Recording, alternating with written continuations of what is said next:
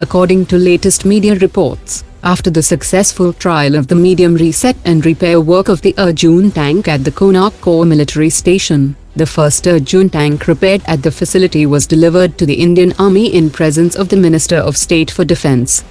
The tanks were earlier sent to the heavy vehicles factory in Chennai, or the experts had to be brought in from Chennai. The facility can also perform overhaul of critical parts like engine and other equipments, which can be used for other tanks like T-90 and T-72. The 93 improvements recommended by the Indian Army have been made to the advanced version of the Arjun Mark-2, and there is a possibility that it will be accepted by the Indian Army. The Indian Army is looking to establish a real-time database on the condition and status of each of its approximately 30 lakh pieces of defense equipment. Under the project Beehive, all the workshops will be connected to an integrated network with real-time capabilities and is expected to be up and running by October 2020. The centralized network would allow to access data about any equipment across the country in real time and analyze if the defense equipment is due for maintenance.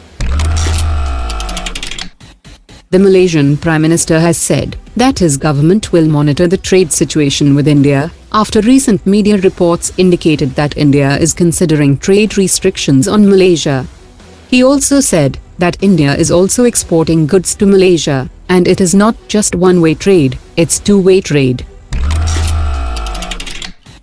Around 10,000 workers of Hindustan Aeronautics have started an indefinite strike from today, after the talks held by the management for wage revision has ended in a failure. The employees' unions have started the indefinite strike at all the locations of Hindustan Aeronautics in the country, and this comes at a time when the Tejas fighter jet is constantly missing production deadlines, and when the Indian Air Force seeks to place an order for additional 12 Su-30 fighter jet. Though the Asia-Pacific Group has recommended that Pakistan should be downgraded to the blacklist due to its poor compliance, top experts have said that Pakistan might remain in the grey list, as the group is currently headed by China, and with the support of China, Turkey and Malaysia, Pakistan might get the required minimum of 3 votes to prevent a blacklisting.